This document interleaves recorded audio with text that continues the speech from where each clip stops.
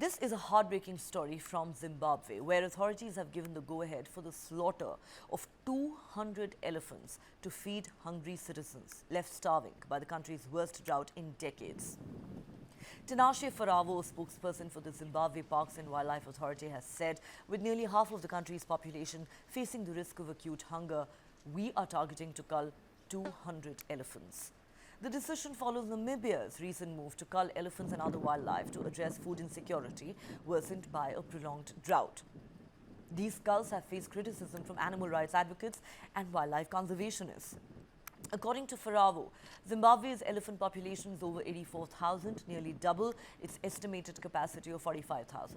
It's the second largest globally after Botswana.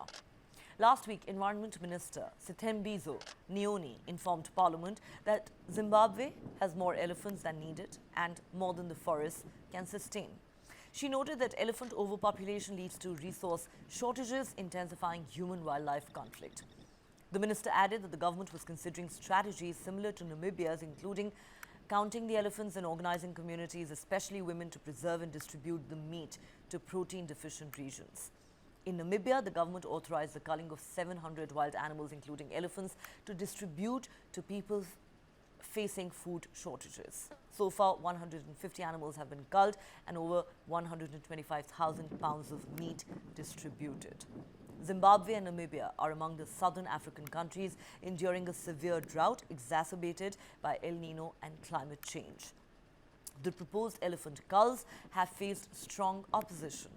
The head of the Zimbabwe-based Center for Natural Resource Governance has condemned the practice, stating culling of elephants must be stopped. Elephants have a right to exist, adding that future generations deserve to see elephants in their natural habitat.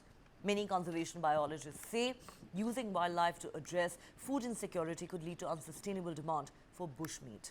Local media has reported that at least 31 people have died in Zimbabwe this year due to conflicts between humans and wildlife. The Amazon rainforest is experiencing its worst drought on record and seeing lower water levels and higher temperatures, putting these vulnerable freshwater dolphins under threat. In recent weeks, remains of rare baby river dolphins have been washing up on the shores of Brazil's Lake Tefé. The remains of rare baby river dolphins have been washing up on the shores of Brazil's Lake Tefé in recent weeks. The Amazon rainforest is experiencing its worst drought on record and seeing lower water levels and higher temperatures. That's putting these vulnerable freshwater dolphins under threat. Last week alone, researchers say they found an average of one dead animal washed ashore every day. Miriam Marmantel, head of the Dolphin Project at the Mamirawa Institute for Sustainable Development, told Reuters the situation is made worse by heavy boat traffic in the river's main channel. 2 dolphins were recently killed when boats ran into them.